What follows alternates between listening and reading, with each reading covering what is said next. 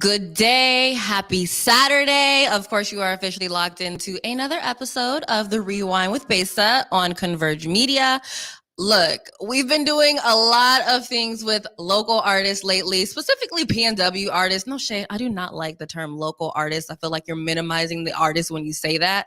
It just happens to be people that are from our area. So this week we will do the normal recap on current events, but I have another guest with me this week. His name is Macntaj. He's from Seattle. I want to say he grew up in Sacramento and now he's back. Am I right on that one? Something like that. Okay, we'll get into that tea in a little bit. Yeah. Anywho, I want to welcome you guys to meet Macntaj. Hey. Thanks for having me. Of course. Thanks for pulling up. Yeah. And it's rainy. You know, you came in on like a little rainy day, but it's a vibe. Typical Seattle stuff. True. What's even more shocking is that people still like to act like they're not used to traffic. So on the way here, there was like all these cars lined up in the middle of the street trying to get through the light. And I was just like, okay, you guys are trying it. Anyways, in terms of topics for today, of course, we have to talk about Shock G, Derek Chauvin, Megan Thee Stallion's taking a break. I want to give you guys some tips on how to properly recharge because this has been a really rough month. Like some people are saying this has been a rough week. This has been a rough month, period. And 2021 is like, hey, I know y'all was ready for 2020 to be over, but guess what? I'm here too. So a lot has been going on. So I definitely want to talk to you guys about how to recharge. And I saw that Macntaj is actually into mental health also. So I think it's a great, of course, especially for Black people, child. We're also going to talk about Catfish Corner and what they have going on, and then the rest is all about Macntaj. So let's get into the first topic. We lost Shock G. Okay, I'm so sick of coming to you guys with bad hip hop news. I didn't expect for that to happen, but what we do have, because I couldn't find a tribute, because I mean it just happened a couple days ago, so I'm pretty sure people are still working on putting together their tribute. But there is a cool video that Shock G was talking about Tupac and how Tupac was not afraid of death. And as you guys know, Digital Underground is actually what helped Tupac get his start. So if we could play what is that, clip number 2? Because Tupac. Tell me about I Get Around. Tell me about that song. Tell me about that verse that he wrote. I Get Around was the time I pulled Pac out of the party, and I said, yo, they got 2 more hits on you. They already had 2 in Oakland, now they got 2 in LA. 4 people are paid to kill you. Take it easy. Take my key, live in my condo while I'm on tour. Watch the Jeffersons. Relax. You know what Pac told me? He said, you finished? You don't get it, do you? I don't give a fuck. And walked away. And before he got out of sight, he looked back one last time and went, my God. So Pac was ready. He was ready. He knew he was done here. On to his next planet. On to his next adventure. Maybe he was reincarnated on Earth. Who knows? But Pac wasn't worried about death. He was not scared of death. I couldn't find the full clip, but right after he says that, he says, and neither am I. And then he goes into saying, you know, if I die tomorrow, whatever, you know what I mean? Like, may God give me another 20 years. But he was like, I'm not afraid of death either. How did you feel when you first found out that we lost another legend this week? First and foremost, that was a powerful clip. I never saw that before. Really? I never saw that before. I thought it would be a good clip to put in here because we know how closely that they work together. And I was like, that is a moment. We have to share that. Yeah, that was a good one. I mean, like everybody else, it's hurtful to the community, the hip hop community. He's a legend. I think the dope thing about being an artist is your music lives on forever. And he's going to continue to inspire the next generation after the next generation. Digital Underground and Tupac both played like pivotal roles in hip-hop history. So rest in peace, Shock G, you know. Major facts. Now, currently, we do not know how he passed away. The only news that we actually has is that he was found in a hotel room in Tampa. And they're saying there was no struggle. There was like, they just basically found him, which obviously people are wondering if it was like health reasons, if it was an overdose. I'm praying that it was health reasons because we've had way too many overdoses this month and just over the last couple of years. But what are your thoughts? I'm tired. Not only am I tired of our legends dying, but I'm tired of them dying in hotel rooms. I don't know why that happens so often. It's like I'm damn near like, not to make a light of the situation, but I'm damn near finna just start getting Airbnbs, like hotels. I don't know what it is with hotels and our people, but it's like, I don't know. I feel like everybody, I don't know. It happens too often. I don't get it. I actually thought about that same thing. I'm like, Whitney was in a hotel, and just like all these other A people lot are of just them. like in A lot hotel of rooms. yeah. And it's like, so this happened when you were out of town. This happened when you were at home. Were you homeless? Like, I don't really understand what the correlation is with all these hotel rooms and these celebrities. But yes, I do find that very odd, and it's frankly disturbing. Yeah, I don't understand it. Rest in peace to God, and man, you know, may you live forever. Shock G, rest in peace. Period. Now, earlier this week, I want to say it was this week. This has been a really long month. Derek Chauvin was, well, they charged him with all 3 guilty charges for the manslaughter, which I'm not going to front. I don't know what I expected to happen in that, but for some reason, I didn't think that he would get all 3 counts. Like, I mean, I was hoping for all 3 counts, Right. but I don't think off the top of my head, I was going to see that. Either who, in case you missed it, we have a clip. I want to say it's number 3 of Derek Chauvin being, told he was guilty. District Court, 4th Judicial District, State of Minnesota Plaintiff versus Derek Michael Chauvin, Defendant. Verdict, Count 1. Court file number 27, CR 20-12646.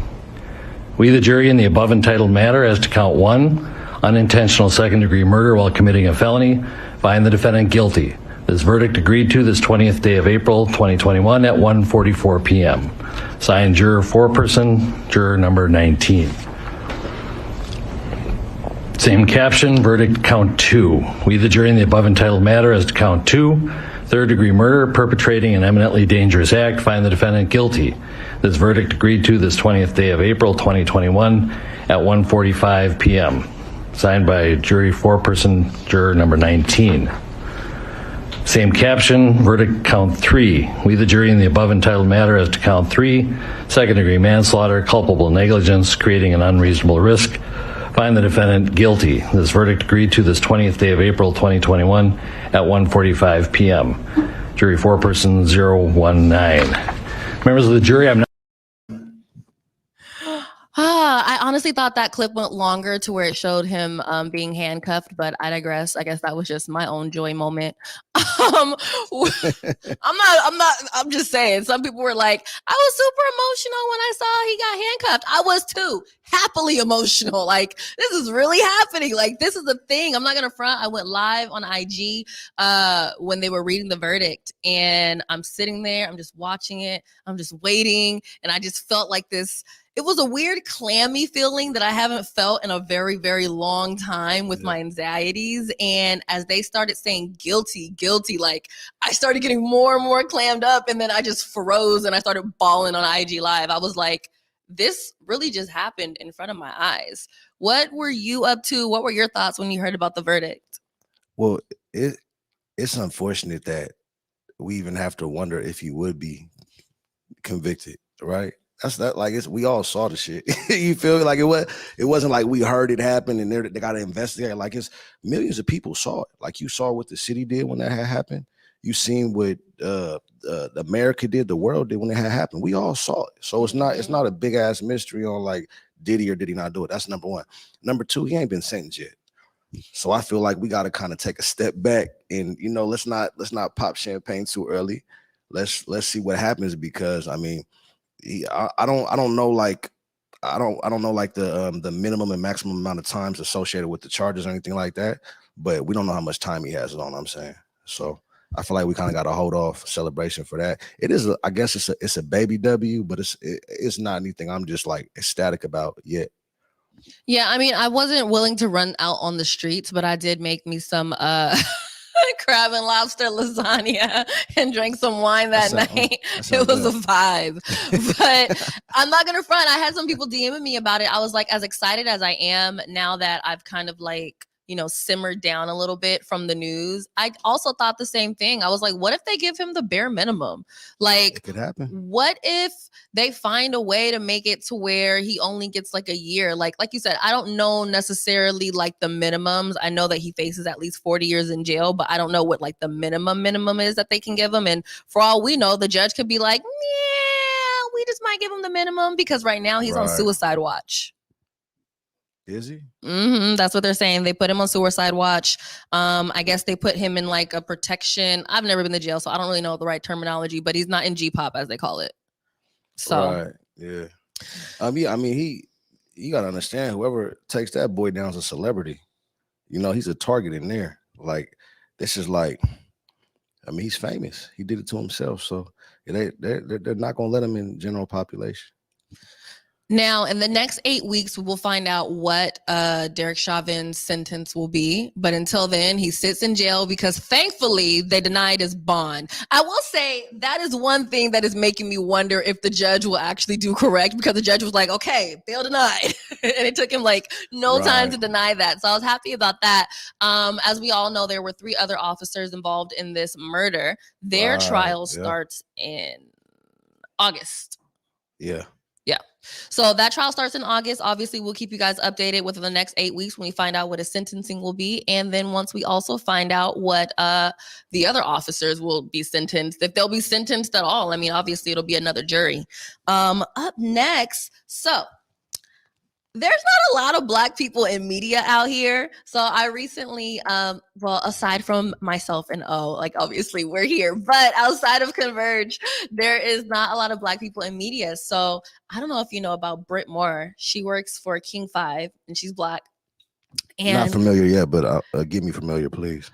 Oh, you will be in about 2.5 seconds. She's really, really dope. And once I found out that she was at King 5, I was like, oh my God, they're hiring Black people. Not that they've never hired Black people, but it's like she's younger. You know what I mean? It's not like she's been there for 30 plus years. Like, you know what I mean? Like they got some fresh melanated blood in there. And that made me really, really happy. Yeah. She linked up with my girl, Ashley McGirt or McGirt. How do you say her last name? Oh, McGirt. And Ashley is all about Black trauma and millennials and, going into therapy. And so with everything going on, Britt linked up with Ashley to talk about Black trauma and how Black people can work through their trauma at this time. We want to play that clip real quick. Joyce, the heaviness of George Floyd's murder can trigger feelings that are sometimes difficult to put into words. A lot of that comes down to what's called racial trauma, a collective sorrow that mental health experts say can affect our bodies and our minds. Shouts for racial justice. Or rather, continued screams. It's a culmination of so many emotions that have not been processed. The murder of George Floyd is a reflection of reality, a heavy reality Black Americans carry daily. Racial trauma is a fairly new term, but the concept is old. This is not something new. Its scientific name is race-based traumatic stress, RBTS. According to Mental Health America, it's a mental and emotional injury caused by encounters with racial bias and racism. Experts say RBTS can be traced down through generations. As Black people, we have already been sitting with that. So then we also took on the world sitting with that and acknowledging things that we as a people have always acknowledged. So that in and of itself created a whole host of other emotions. Trauma therapist Ashley McGirt says repeated images of Black and brown people dying on camera can cause stress and exhaustion, leading to physiological impacts like headaches and emotional distress. It is taxing, whether you experienced it directly, but watching an individual have a knee on their neck while crying out for their mother, a grown man, for 9 minutes and 29 seconds is really traumatizing. Coping and working towards healing is an individual journey that also requires giving yourself and people of color the space to just be. I encourage everyone to really take the mental space that you need. Whether it's going to be diving into the news, watching it, hearing the headlines, or going outside, breathing. Because, George Floyd's breath was stolen from him, and we still have the ability each and every day to breathe. McGirt said it's important that companies, corporations, and individuals really acknowledge the effects racism can have on mental health. Those conversations are extremely necessary in order to move towards some sort of healing. Live in Seattle tonight, Britt Moore, King 5 News. Those are my boos. Love them both. Hey, y'all. So, look, like I was saying earlier, mental health is a really big thing for me right about now, especially with everything going on. I personally took a little bit of a break from the news because it was a little too heavy from my soul. But Macntaj, I know that you are really big on mental health. What have you been doing to keep your mind right during all this time? Respectfully, ignoring everyone's opinions and taking zero advice. Just trusting myself. I think trusting the process, like especially when you're an artist, you know, they say obviously we have to have some type of social media presence, but then it's like I feel like it's so detrimental to our mental health to be on social media too much. It's like a highlight reel of everybody's life, right? So you see the best moments while you're dealing with your BS, and it's human nature to kind of compare your situation to everyone else's, even if you don't want to. So I feel like kind of taking a step back and just focusing on the art and just creating and remembering what inspires you to be an artist in the first place is way more important than looking the part, you know, at least for, you know, obviously like that's necessary too. You have to brand yourself, but you know, it's not a bad thing to take a step back sometime and just focus on yourself. So I haven't been posting on Instagram too much. I have my release schedule kind of pushed back a little bit. So we had the Love Me the Same video drop, and now I have like a little bit of time to woosah and just focus on my family and stuff like that. But then, you know, when it's no semi-automatic, it's automatic. When it starts, it don't stop till the clip's empty. That's what my release schedule is looking like. So we're gonna take a break right now, and then we're gonna circle back around and do what we do. Speaking of breaks, we are going to take a quick commercial break, and then when we get back, I'm gonna show you guys how. I know that's right. And when we come back, I'm gonna show you guys how Megan Thee Stallion is taking a break for the internet for a little bit. I did it for the city, I did it for the love, I did it for the people, I did it for us. Back on this rap ish, I ain't even broke a sweat, homie, this practice. Pondering my next move, staring at my track list, hope I ain't missing my window. Praying like a Baptist, Seattle's own, tired of this Game of Thrones. They made a list of the best rappers and guess who wasn't on? While the disrespect continues, I'm steady packing these venues. All right, we are right back. Of course, you are still locked into the Rewind with Besa on Converge Media. If you have not shared the stream, share the stream. Today's guest is Macntaj, and we are talking, you know, a couple things that went down this week. And then, of course, we're going to get all in his business in a second. How are you feeling so far? I'm feeling good. Okay, good. So, okay, speaking of taking breaks and working on your mental health, everybody knows Megan Thee Stallion has been dating this guy named Partisan Fontaine, and we are trying to figure out if we're still going to have a hot girl summer with her over here being wifed up lightweight. So she went on social media and posted to her Instagram a little photo of herself in, well, first of all, I didn't know what the photo was. Do we have overlay number 5? Yeah, first she saw that. I didn't know what was going on there. My first thought was, is she doing like a movie? Is this a new music video? Then she posted a video of her in like a tank. I want to say that's video clip number 6. When I saw that, I was like, okay, maybe she's telling us that she's taking a break. Like this is her way of reloading or recharging, because she's all into like that Asian anime. So when she ended up posting another one, it kind of correlated with that. So the last video that she posted was a little message to all of her fans, basically saying her managers are going to be managing her page for a little bit. Is that something that you think you would be able to trust your managers with, to manage your page while you take a mental break from social media and do whatever you need to do? Or would you just be like, nah, just let me disappear for a little bit? So me personally, I would just disappear, but then I'm not as big as Meg Thee Stallion. So I'm sure she has the luxury of just sitting back and doing what she wants to do and pay the right people to do that. For me, I laugh at my own jokes too much to trust somebody else to make them on my Instagram. Like I'm talking too much shit. Like, so I wouldn't do it. But you know, if she needs a mental health break, you know, she deserves that. So I agree. Real quick, since we're still talking about mental health, have you ever like tried like a therapist or anything of that nature? Or are you just more so of like finding ways for yourself to keep yourself centered?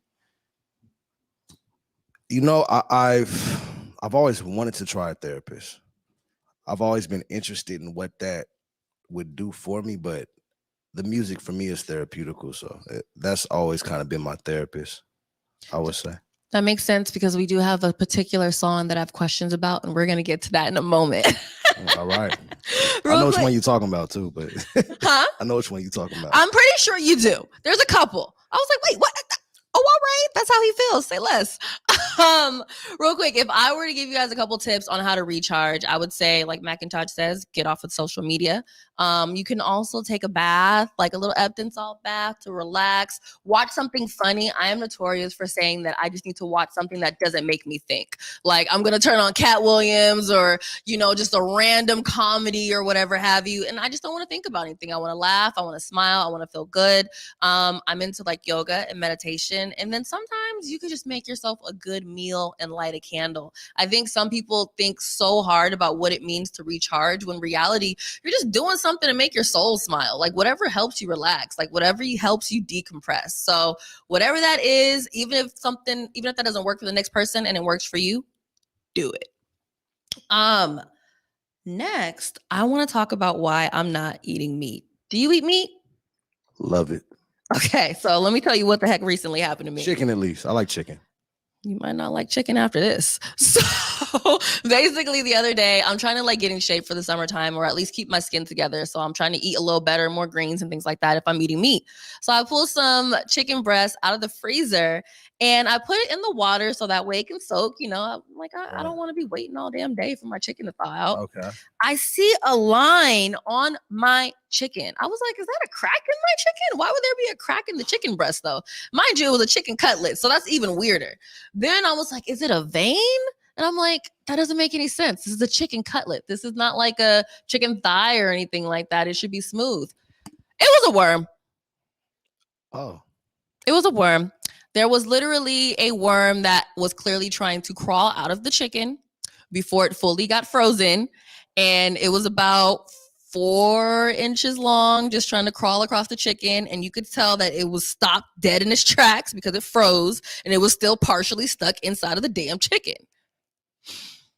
Still a little traumatized by that. Somebody was like, don't post a photo of it. I don't want to see it. I was like, I cannot stomach. You have photos of that? Hell no. Let me tell you something. The stomach that it would take for me to sit and take my phone and focus in on that worm, I just wouldn't be able to do it. I was trying to eat ice cream afterwards. I couldn't finish my ice cream. I ended up just buying some Chardonnay and just going on about my damn night because I was disturbed.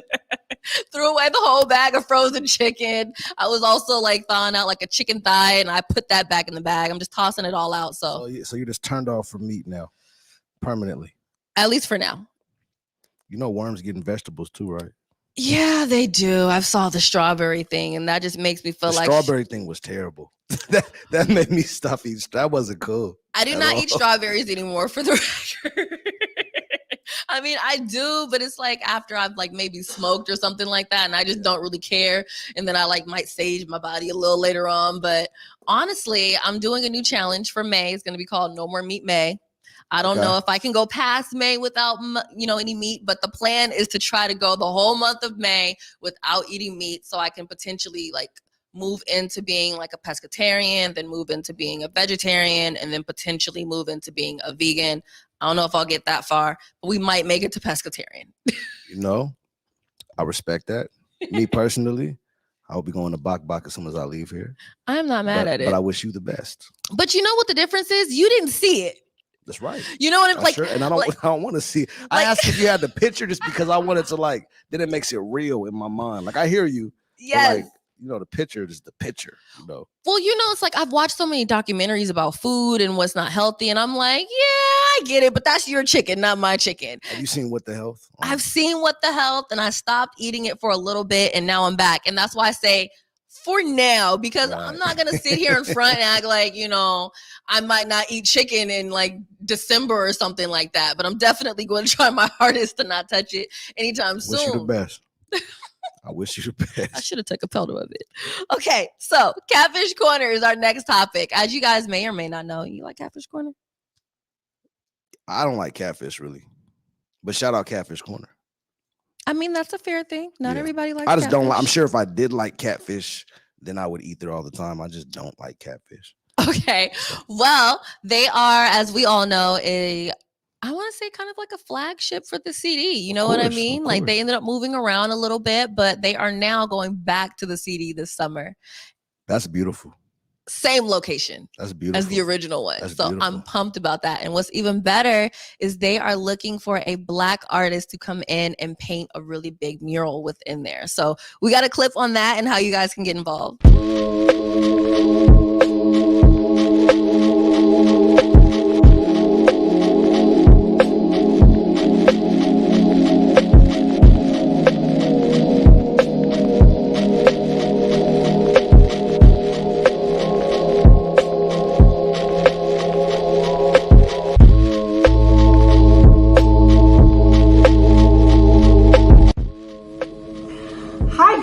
I'm Ashley McCurdy of the A. McCurdy Design Firm, and I'm excited to announce the upcoming grand opening of Jackson's Catfish Corner back at its original location on 23rd and Jackson in Seattle's premier Central District. As a designer on this project, we need your help. We are in search of a Black Seattle-based artist who can create a unique and eye-catching piece that we can display on a large scale at the restaurant. If you or someone you know would like to be a part of this amazing opportunity, please contact me at the email linked in my bio. I look forward to connecting with you all soon. Bye. So yes, if you are an artist or you know someone that's an artist that would be down to paint a mural for Catfish Corner, a legendary restaurant in the CD, for those of you that are visiting. Facts. CD means Central District. I feel like I always have to say that nowadays because there's so many freaking transplants out here that you say CD and they're like, what's that? And I'm like, we're not talking to y'all respectfully. We love you still. Respectfully. Still love you. So we are going to go into another commercial break. And when we get back, it's all about Macntaj.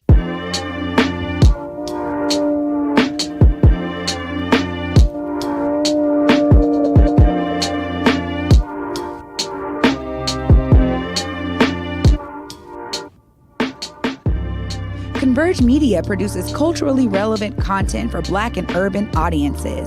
Our coverage is raw, transparent, and objective, praised by community leaders, government officials, and residents.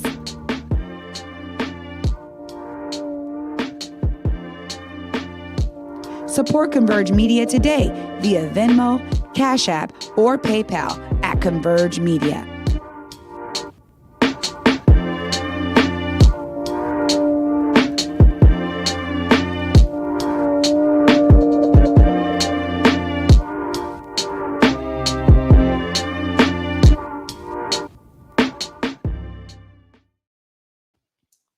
All right, we are right back on the Rewind with Besa on Converge Media.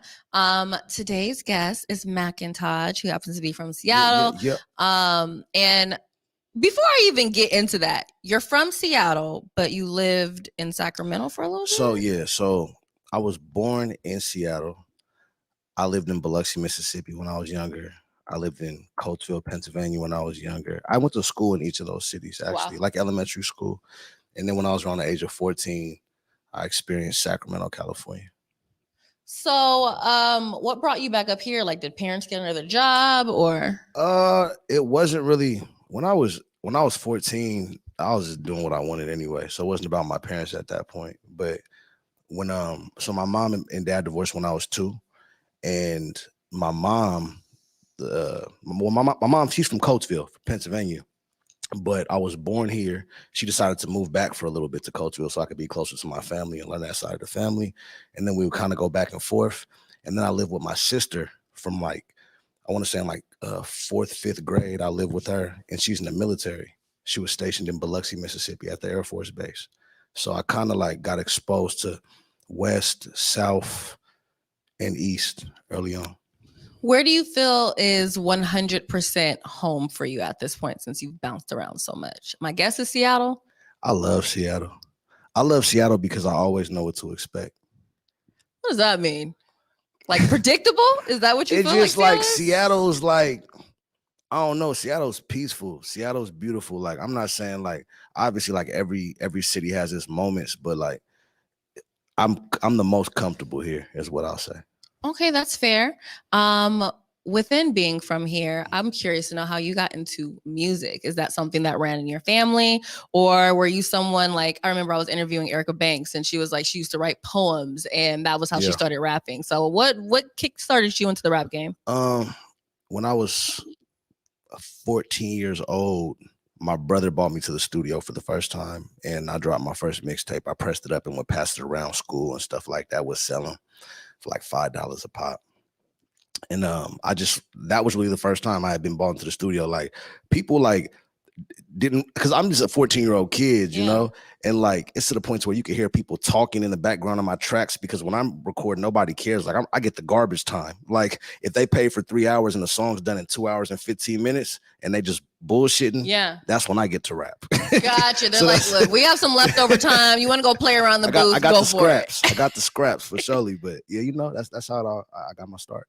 Did you have like a mentor at that time, or were you just like hanging out with someone? My favorite rapper growing up was Eminem.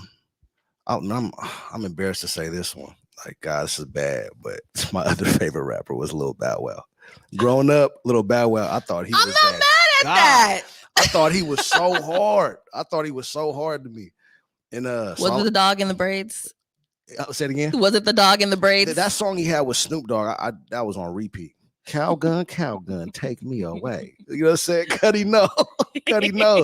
But now, so that was kind of like the people I was listening to at first, and then I kind of got into Mac Dre and Cameron, and they became my favorite rappers that I kind of patented my style after, I'll say.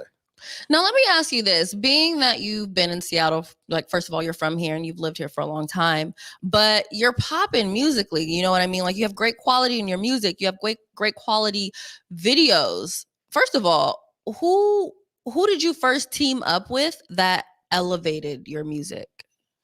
A Freak Take Productions. That's Justin freaking Gage Solar. I always had ideas. Like, I'm the person that, like, I come up with the craziest ideas, and they're so crazy, it's hard for me to explain them to people without me sounding dumb.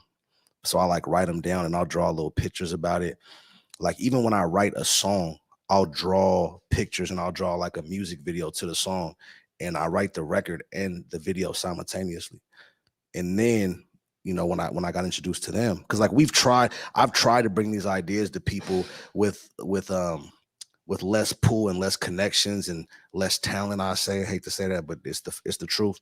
And the product never came out good. But then when I met them, not only was I able to say, I want this type of cake and with this type of frosting, and they was able to make that cake, and then I was able to add another ingredient while we was making it, and we was able to get some ice cream, and we just made this whole just dope ass dessert that everybody loved.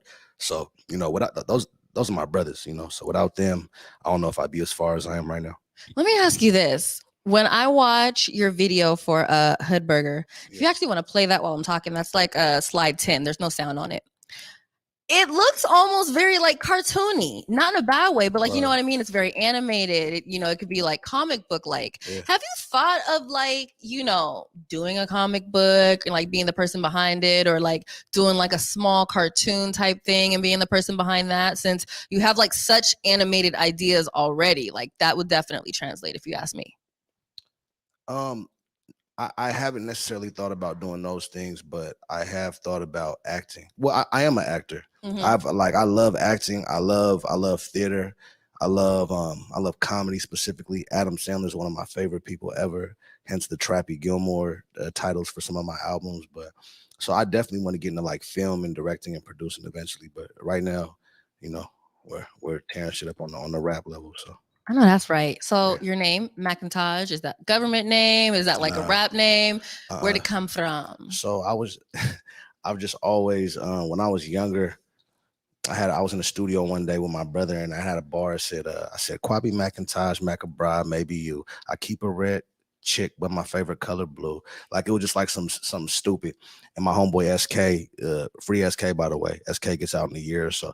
My homeboy SK, he was just like, bro, Kwabi Macntaj, that sounds smooth. Macntaj, I like Macntaj, you know. So I kind of ran with it a little bit. Yeah. But my friends called me something else by my neighborhood name, and then eventually, when I got the record with Bass Nectar, who's in the news right now, doing. I don't know what's going on with my mess right now, but when I got the record with Bass Nectar, I was going by Quabi Macntaj, and we dropped the Quabi and just kept Macntaj, because like how the algorithm set up is, the longer the title is, the less likely fans are to engage with it. You know what I'm saying? So yeah. So then let me ask you this. I was perusing, and this is kind of jumping around, but I have to ask. I was listening to your project. What is it called? What is it? 2020 Sucks? Yeah. And you wished a girl gets COVID. Right. What did she do to you? Okay, two things I want to say. One, it wasn't about any specific female. Okay, cool. I was definitely having some female problems at the time, and so it was a kind of a true story. It wasn't about one female. It was about a few of them. I'll just say that. Secondly, one more thing I want to say that like a lot of people I feel like don't listen to or don't understand is, you'll play a record where a dude's talking about shooting someone in the face or ending his life or selling dope to somebody's mama. I just said, I hope you miss work and cough. That's all I said. I don't want you to die. You know what I'm saying? I don't hope you die. I just want you to miss work or whatever I said. So it's like, hey, but I'm the bad guy just because I want her to sneeze a little bit. Just a little bit. And cough. A little, just a little bit. But they got the vaccine now. She could get the vaccine right after it. It reminds me of when Big Sean dropped that one song about one of his exes, and then I think he was at the Breakfast Club, and they were like, "Why would you make a song like that?" And he was like, "Honestly, if you guys did not know me and you did not know the girl, you would just think it was about some girl from the hood, and you wouldn't even care." Right. So yeah, I feel that. When did you decide that you want your videos to be so animated? Like, was there a video that you seen and you were like, that's dope, I want to do something like that but better? And I asked that because I feel like there are a lot of like Seattle, Tacoma artists that kind of do videos, or at least try to do videos kind of like yours, and I used to see them all the time when I was like blogging at C-Spot, but it was never the proper quality, if you know what I'm talking about. Yeah. So it was like, there's someone that you saw that made you be like, you know what? I like that. I like the way they're doing that. I like the creativity. Or was it just really like something that you do? Like you said, you kind of like draw it out and then you have them create it. Probably Ludacris. Growing up, just seeing Ludacris's videos were so animated, and he had like, his level of lyricism was just so dope. Like, and it was like, what I respected about him was his punchlines and lyrics were dope. But he delivered them in a way to where just the regular consumer could understand them. It wasn't on like some like Immortal Technique stuff to where like the bars are like so just like he's spitting, but it's like we don't really like understand, like we're not getting everything. You know what I'm saying? Yeah. But so I like the way he delivered his lyrics and matched that with the videos. It just seemed so consumer friendly and like everybody loved it. Like there was a point in time to where if you didn't like Luda, you was just kind of a hater. Right. Big facts. So I would say probably Luda, and then Eminem too. When he had the video to where the fast food worker spit a loogie in somebody's food or something like that. And like I said, man, this boy right here. But I respected it. I respected it because he didn't care. And I love that. I love when you can just create without worrying about the consequences. That's when you get the most authentic result. Let me tell you, that video still makes me feel away. Like when you talked about that little moment, like I can still visually see him like spitting in the onion rings and then her pulling it out. It was and onion then rings. I was like, oh, like what? It made me feel like, well, actually, you know what? The Missy Elliott video where Missy Elliott too. Shout out Missy Elliott, legend. One of the dopest, like her product and a consistency is like crazy. I would even say she probably has some of the best videos ever. Her and Busta. I'm sorry to cut you off, but shout out Missy Elliott though. Yeah, I forgot about her. what was I gonna say? Oh, what was it? The Get Your Freak On video where she like spits in someone's mouth. That made me feel away too. But it reminds me of your videos where it's so animated, and although it's like, you know, green screen, it looks really, really dope. Yeah. When it comes to Hood Burger, we all know that some people know that there was like this discrepancy or like this rumor that Tory Lanez stole your song. And I've seen interviews with you where you're like, even if he did, I'm not mad.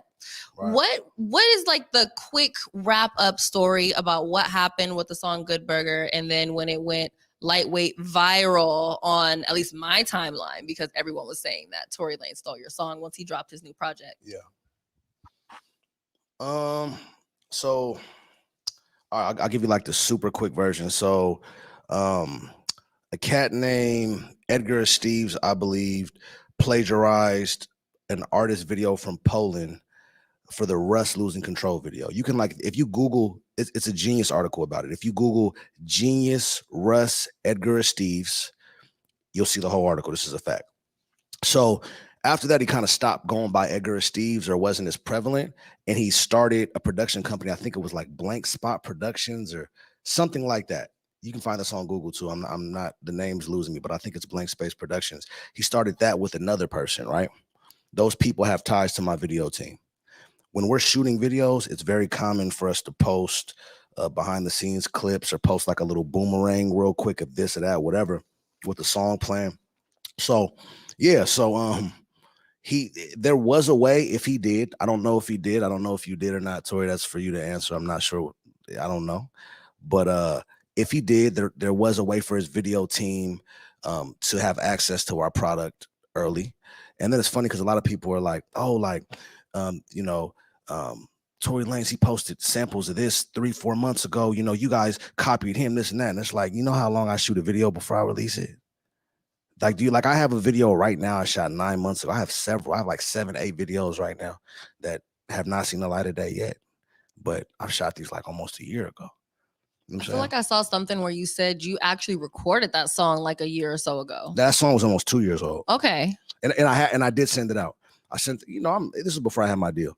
So I'm shooting it out to managers, A&Rs. I'm trying to get like rappers on. I'm trying to get, you know, Travis Thompson at the time. I'm trying to get Sam LaChild, maybe. I'm trying to get, like, I'm trying to get, you know, just like, I think I try to get Moneybagg Yo. Like, it's either, I'm either going with like my people in the city, or I'm going like big, but it was out there. You know what I'm saying? Not saying any of those people had anything to do with leaking it, but I was trying to get a feature, so I was shopping it. Basically, at least to me, it sounds like even if he didn't steal it per se, it's very easy for one of his producers to have gotten to it and be like, well, this is quote unquote a smaller artist, so no one's going to notice. We can get away with this. And no, like, you know what I mean? Like, basically saying, even if that is true, it's possible that it was someone around him and he just didn't know about it. Possibly. And also, I want to clarify one thing. It was never my idea to say he did or didn't do anything. I got so many DMs. It was to the point where I had to, because at first I didn't hear it. I had to hear the record like 5-6 times, like side by side. And I was like, I don't know, maybe. Then I started looking at the facts. And I'm like, I don't know, maybe. Either way, it's a fun thing for the fans to talk about. It's all art, it's all music. Check out Hood Burger if you haven't. The Hood Burger Macntaj. Go ahead and check that out on YouTube. And regardless, man, it was definitely a fun experience. And honestly, I kind of wish I was in the video. It looked like a schmood, but we digress on that one. We're going to take a quick commercial break, and then we come back. We're going to talk about Macntaj's latest single, What's Next, and his new 7-figure deal. I did it for the city. I did it for the love. I did it for the people. I did it for us. Back on this rap-ish, I ain't even broke a sweat, homie, this practice. Pondering my next move, staring at my track list, hope I ain't miss my window. Praying like a Baptist, Seattle's own. Tired of this Game of Thrones. They made a list of the best rappers, and guess who wasn't on? While the disrespect continues, I'm steady packing these venues.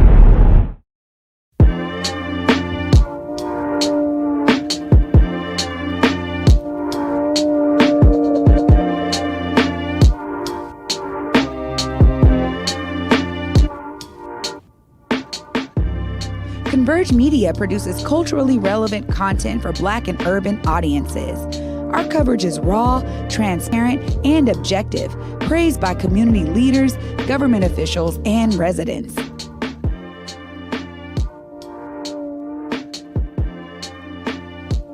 Support Converge Media today via Venmo, Cash App, or PayPal at Converge Media.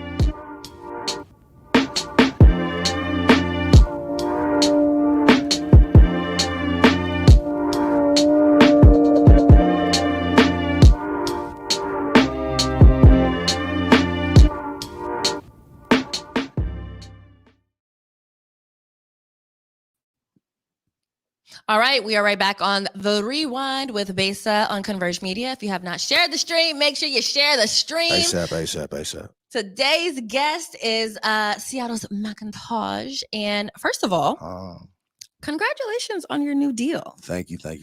I think we have a little screenshot of you signing that good old paperwork. What is that? Overlay number 9. And I thought that was really dope. You know, like I was telling you earlier, being in radio, I've noticed so many artists that get popping, and then you try to like get a hold of them after they have a whole team in front of them. And then it just makes it really, really hard and lightweight awkward. And when I saw this, I was like, at some point, I'm going to have to reach out to this man before I have to go through like 4 or 5 people to get to him. So I definitely wanted to get you here. What made you be good with signing this deal? Like, how did you meet with that team? How did you meet everybody? And what made you say yes? And then also, did you have a lawyer look over your contract? You're funny. That was good. No, I didn't. I didn't have anybody look over it. I just signed it. I put a blindfold on and everything and just scribbled my signature somewhere. At first, I didn't even hit the paper. I hit the table with the pen. You're lying, right? Yeah, I'm lying. Okay, good. I'm just like, no, but people ask that. They're like, yeah. Because people don't always, like, no shade. You saw what happened with Megan Thee Stallion. Did you see the Facebook status I just posted? Probably not. Okay, okay, so listen. So here's why I responded that way. I said, people ask me, did you have a lawyer look over the contract? And I said, no, I just signed it. Oh.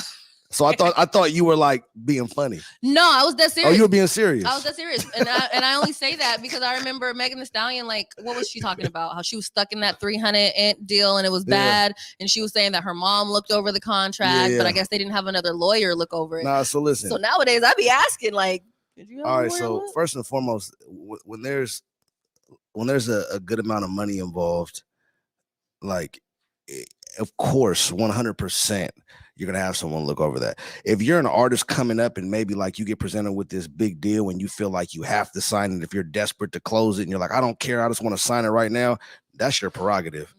But anybody with any type of common sense when it comes to legal stuff, legal jargon, you're going to have your legal team look over it. So yes, I had Laura Lavi, my business manager, look over the contract. So we got that sorted. I wouldn't have signed it if I did. But no, so so the deal's been on the table for a minute. I want to say like at least maybe like a year. We just been kind of going back and forth. It's been growing. It changed a couple times, and the good people at Blockstar Evolution signed a label service, distribution and publishing deal with Universal and In-Grooves. So it was just an opportunity to where things kind of got bigger. I had created enough leverage for myself, thank God, to put myself in a position where I could own my masters, where I could own my publishing, where I did have ownership of these things. And it's a situation where what I'm already doing and what I can do by myself has just been elevated by different people's excitement and readiness to contribute to the movement. So I'm ecstatic. I'm happy. It was funny though, because like people's first response. So if you like, I don't know if you could pull that picture up again. Can you pull that picture up one more time?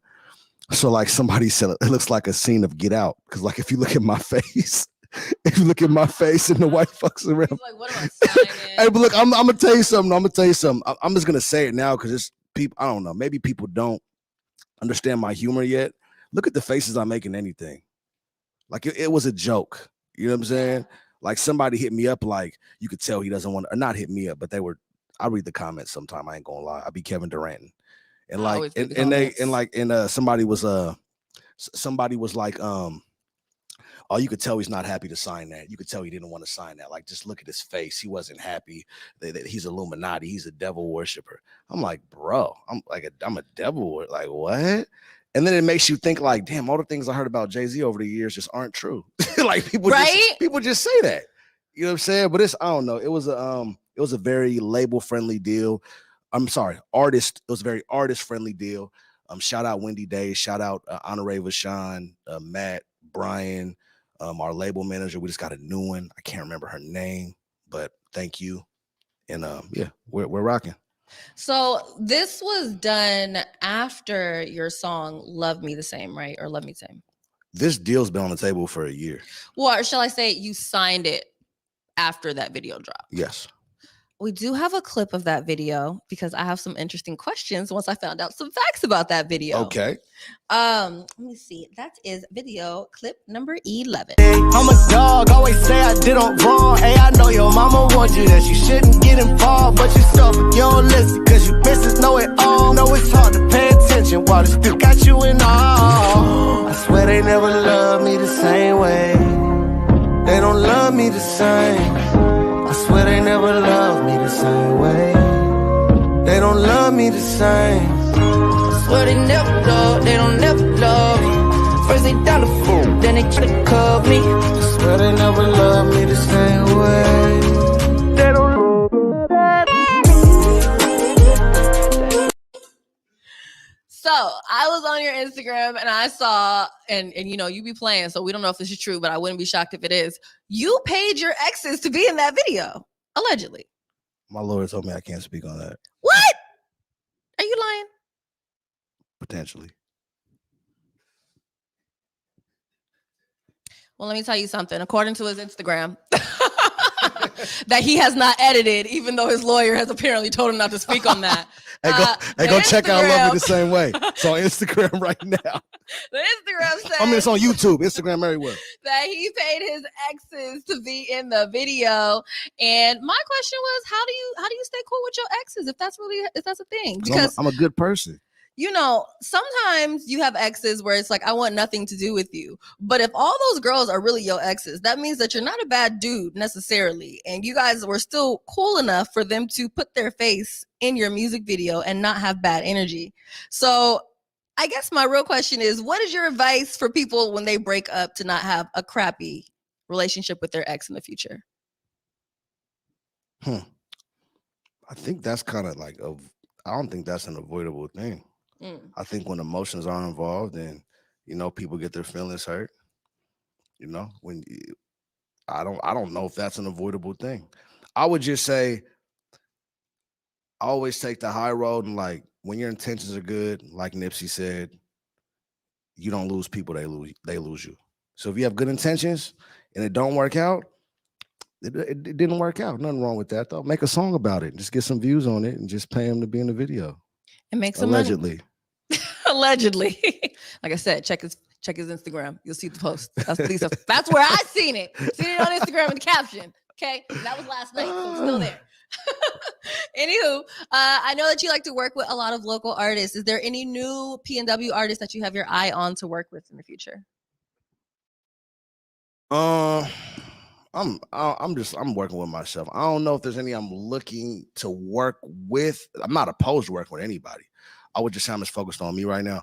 But I mean, there's definitely a bunch of talented ones. I want to name some of them, but I know if I do, I'm gonna forget some that should be named. And I don't have the energy to read them, go through them DMs. So I'm just gonna say, like, one thing I would urge Seattle to do is pay attention to young Black Seattle. You know, like, I think we have such we got a lot of talent out here. You know, we got people that we got the dope Travis Thompsons, we got the Sam LaChows, you know, we got the Dempsey kid that just got signed, and we got like a lot of like the dope people that like kind of are in that genre. But then we got like some of the Black artists that talk about things that are more relevant to like upbringing in urban areas that I feel like kind of gets swept under the rug in Seattle. You know, you got the J Louds, you got the Mafia D's. I said I wasn't gonna name people and I'm doing it. You got the J Louds, you got the Mafia D's, you got the obviously the Louis, the Keishans, the Leezys. You got a lot of the Frenchies. You got a lot of dope artists that maybe don't have don't get the same recognition as maybe people that rap about other stuff, but as long as they're being authentic within themselves and just talking about things that they've experienced, who's to say that their art's not just as important as anyone else's art? And then what's that from the South then? Toupee. And Toupee goes crazy too. I'm a Toupee fan. You gotta check out Toupee. He's hard. I'll have to check him out. He's hard. Yeah. Okay, so we're gonna do something real quick. I call it 5 randoms with Besa. I love it. So first question: can you swim? I can swim. Can you swim good? I can swim. Okay. Favorite drink when you are annoyed? Not just on a good day, but like if you're like, man, this was a lot, I need a drink. What's your favorite drink? Remy. Okay. What do you feel is missing from the Seattle Tacoma scene to take artists to the next level? There's too many people in and out. There's too much gentrification for us to create an ecosystem to push ourselves to the next level, like an Atlanta or like a Dallas or like a Houston, to where you can blow up in those cities and you can be rich. You could be a millionaire or at least 100,000 off of rap music without ever leaving the South. Our market is not strong and consistent enough to recreate that same thing, I feel like. So I don't know, but I mean, that's just what the city's built on. Like, we're a tech city. We got, we get people in here, Facebook, Google flies different people in and stuff like that. I don't know if we're meant for that, for at least for like the urban artists. Mm-hmm. Who would you say has the best teriyaki chicken in Seattle? Toshio's. We could fight about it too. Toshio's, Bucks. Why not? Yeah, okay. Bucks too. Bucks in Kent. Okay. But Bucks back in the day used to go crazy. See, like, here's how you know the teriyaki is good. When you open the box, here's how you know it's regular. When it's the rice and then the chicken and the vegetables, that's regular. But when you open the box and the chicken's across the whole box, it's everywhere. And there's no worms in the chicken. That's how you know it's some good teriyaki. Nothing wiggling. I ain't never got no worms in Toshio's. Not once. I hope not, child. They might be cooked. You never know. Shout out Toshio's, man. I need that sponsorship. I need that free chicken plate when I'm in there, man. Period. Don't play with me. Do you put ranch on your teriyaki? That's all I put. I don't like teriyaki sauce. Or I put the little sweet salad dressing that tastes like honey mustard. What is that one that is in downtown? So when I was in high school, there was this teriyaki spot in downtown Seattle, and we would be like, oh yeah, I'm about to go get me some cracked teriyaki. And then that was when everybody started putting the ranch on. Yeah. I don't remember what it is. I feel like it was like across from where Target is downtown now. So that's okay. So they took it away. I was like, I remember recently I went down there and I'm like, why doesn't it smell like burnt teriyaki out here? Because that's when you knew you was on the right block. Like, you could smell it. Right. Yeah. Okay. Last random question. Give me 3 misconceptions of Macntaj. 3 misconceptions. Mm-hmm. One, that I'm like an asshole in real life. I just talk shit. I'm just like, I think everything's funny. I find humor in every situation ever. So I'll say things sometime and people look at it a certain way, and I'm just like, bro, you take life way too seriously. Number 2. So, okay. One of my favorite TV shows ever, Supernatural on Netflix. And that's like little kids like that. Like, it's low key. It's like the little Bow Wow thing almost, me saying that. But like, I love that show. I watch, it's 15 seasons. Like, the episodes are like corny and just like weird. And I'll be watching it. I like that. Number 3. I don't know if this is a misconception. I just want to say it. I'm looking to the camera. Where's the camera? What do I look at? The middle one? That one. This one? Mm-hmm. I will beat anybody's ass in Madden. Respectfully. I put $1,000 on the game. We got to play 3 though. If I put $1,000 on it though, anybody in Madden 2021, I will destroy you. My gamer tag is Macntaj 7008. That is Macntaj 7008. I'm accepting all fades. I also accept Cash App, Venmo, cashier's checks, money orders, Bitcoin. So if you're ready, you holler at me. I know that's right. Respectfully. You might lose. You will lose. But you can play a good game. That's right. So real quick, before we get ready to let Macntaj go, I have a cute clip that I found from one of your performances. It's cute. I'm nervous to see it. It's cute. Yes, it's cute. It is clip number 12. Let's play that. All of my shit come in flavors with joggers and gators. You wearing them, one of those. So, not too long ago, we flew out to Korea. Yes, sir. And we shot a song called what? Baby John. Baby John, and Baby John's right there. Baby John. We need you on stage, Baby John.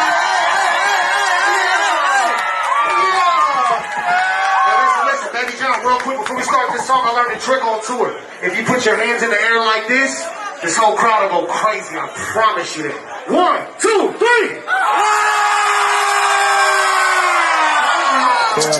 Southside cowbunga, yeah, ride my way. This way with a boat, that's the God I pray. Watch it shine like a lake, California, yeah. Take a bitch on the couch, watch it fornicate. 9 scotch, finish last, so I don't be humble. Try to wrestle me, but so leave you seen over. Let a people drop the ball, I ain't talking about a fumble. Fall back, you ain't built for the hustle. Make you miss being on stage. Hey, can I just say one thing? Like, that was genuinely one of the best moments in my whole life. Just like seeing my nephew there like that and picking him up. My nephews are like my sons. You know what I'm saying? That to me, like, man, I smiled for a month after that. So man, shout out Baby John. I just saw him this morning. He said, Uncle, you gonna say my name on the radio? Or see, I'm gonna say your name, Baby John. I didn't have to say your name, Baby John. Besa said your name, Baby John, because you're popping. And I put in a video of you. What's up? That's right, Baby John. Didn't even know it was like that. I was just like, this video is so cute. Let's share this. Because, you know, like, especially here, like I know in Atlanta and Texas, you can't tell them nothing, child. But around here, venues are lightweight and, well, Save Our Stages starts on Monday, so they should get some money. But they were damn near about to close. Yeah. That performance was at Barboza, right? Or Numos. I don't remember. Wait. Mine? That performance. Crocodile. Crocodile. Yeah. Was that your mental health performance? That was December 12th for mental health. Okay. I'm glad I picked the right clip then. You did. You killed it. Good job. What, aside from that, what would you say you miss most about performing? Because obviously people could do like, you know, the virtual performance thing, but it's not the same. Yeah. I just miss like that. The anxiety of like just me, like the day of the show. I don't get nervous the day of the show, and then sometime I'll be nervous right up until I go on stage. But then you hear the crowd, and it just all goes out the window. You can connect with your fans. You get to talk to them afterwards, chill with your supporters, learn their story, see how they discovered your music. I think the interaction with the people, to me, is something I miss the most, and I cannot wait to get back to. Shout out to all my fans, all my supporters, Team Taj. Y'all are incredible, and we would not have got to this point if it wasn't for y'all. So I cannot wait to party with y'all, drink Long Island's with y'all, or Remy, whatever we gonna drink that night. I love y'all for real though. So project-wise, do we have something coming out soon? Oh, yeah. I'm going to say this, and I don't never talk about my music like this, but I have one of the best projects of the year coming out. I'm going to say that right now. It's so like Trappy Gilmore 2 and 2020 Sucks. Those are projects I threw together in like a matter of like a couple weeks. Specifically 2020 Sucks. I made that album maybe like 5 days just because quarantine hit. Made I Hope You Call, quarantine, all them songs. But I got a chance to actually take my time with this one. You actually learn more about me as an artist, as a person, more of my upbringing, what I've experienced. And that album is so personal to me, and I cannot wait for my fans to learn this side of me.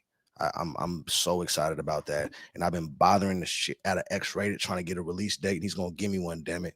Tag X-Rated in this post. I need a release date now, X. Stop. Excuse me, Mr. X. We're in quarantine. Give us some new music. Thank you. I thought if I asked nicely, we can get it sooner.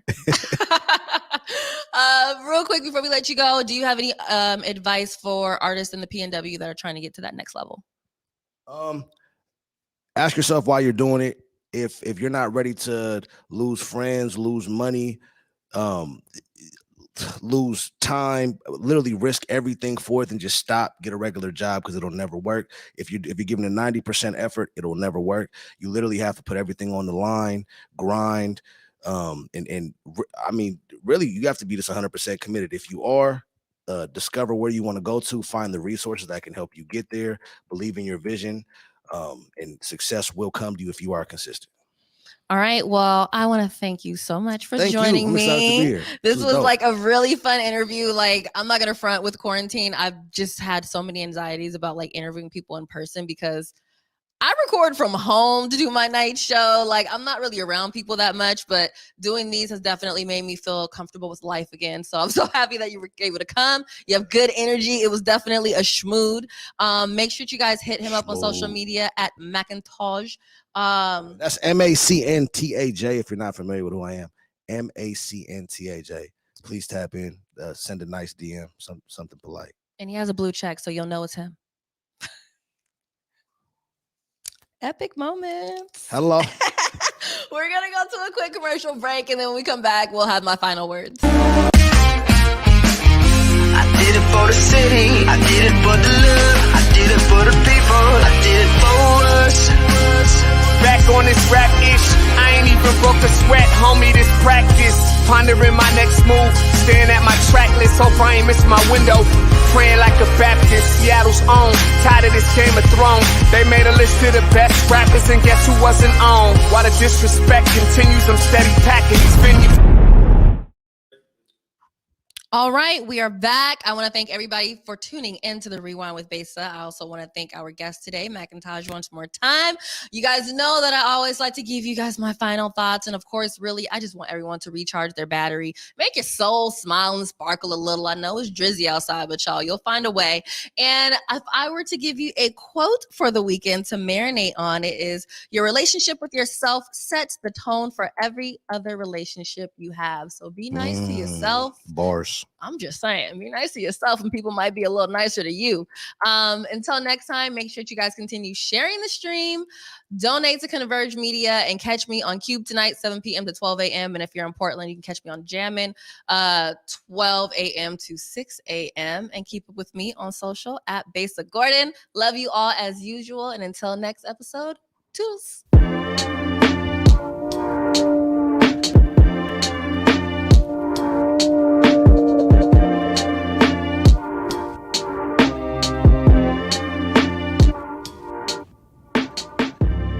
Converge Media produces culturally relevant content for Black and urban audiences.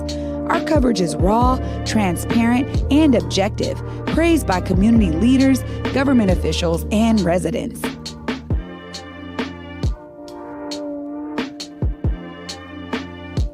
Support Converge Media today via Venmo, Cash App, or PayPal at Converge Media.